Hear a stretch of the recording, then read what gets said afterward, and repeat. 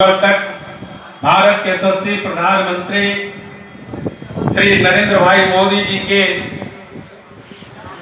जन्म दिवस के इस पावन अवसर पर उनके पूरे 20 वर्ष के कार्यकाल गुजरात के मुख्यमंत्री से जो उनकी यात्रा प्रारंभ हुई और भारत के यशस्वी प्रधानमंत्री के रूप में उनके 20 वर्षों की यह सुशासन की यात्रा को हम सबों ने पूरे देश में अलग अलग कार्यक्रमों के द्वारा इसे मनाने का हम सबों ने जो प्रण लिया और उसी क्रम में वाणिज्य प्रकोष्ठ ने आज उनके जिंदगी का सफर एवं वाणिज्य प्रकोष्ठ के परिप्रेक्ष्य में केंद्र से लेकर राज्य सरकार के द्वारा जो कार्य किए जा रहे हैं उसकी विवेचना, उसकी मीमांसा करने के लिए आज हम सब कार्यकर्ता यहाँ उपस्थित हैं। इस अवसर पर उपस्थित हमारे सम्माननीय संयोजक जो इसकी अध्यक्षता कर रहे हैं श्री नीरज कुमार जी, हमारे बीच उपस्थित प्रदेश के सम्माननीय उपाध्यक्ष जिनके साथ अखिल भारतीय विद्यार्थी परिषद में हम सबों ने लंबे अरसे तक काम किया, इस अवसर पर उपस्थित प्रदेश के सम्माननीय उपाध्यक्ष और सेवा और समर्पण इस अभियान में जिन्होंने अपने को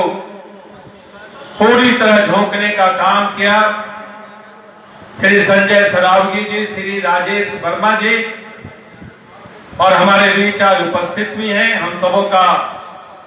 मनोबल को भी बढ़ा रहे हैं। और इस अवसर पर जिनको हमने काफी गंभीरता से सुना, हमारे वरिष्ठ नेता श्री सुरेश रुंगटा जी जो वाणिज्य की सबसे पूरे व्यापकता से उन्होंने वाणिज्य शब्द की व्याख्या की, ऐसे श्री सुरेश रुंगटा जी, श्री संतोष यादव जी, पंकज केसरी जी, शंभू जी, गुंजा बेगानी जी, अर्पिता जी, निशांत सिंह जी, विकास जी,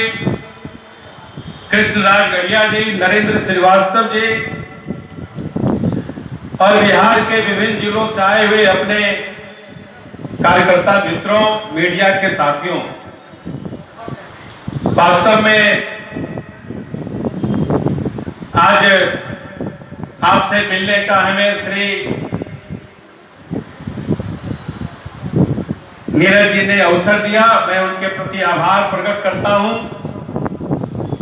और मित्रों, भारतीय जनता पार्टी की जो भारतीय जनसंघ से लेकर आज तक की यात्रा कोई व्यक्ति की यात्रा नहीं है, वह विचार की यात्रा है। आजादी के बाद के कालखंडों में आपको लगता होगा कि भारत कहां जा रहा है, और वास्तव में आजादी के बाद जब भारतीय राष्ट्रीय कांग्रेस ने सरकार बनाई और उसमें पंडित श्यामा प्रसाद मुखर्जी और समाजवादी नेताओं ने भी शिरकत की, तो उसमें कई धाराएं एक साथ काम कर रही थी। लेकिन आजादी के बाद का जो स्वरूप हमारे नेताओं ने हिंदुस्तान के बारे में देखा था कि आजादी के बाद का हिंदुस्तान कैसा होगा, आजादी के बाद हिंदुस्तान की तस्वीर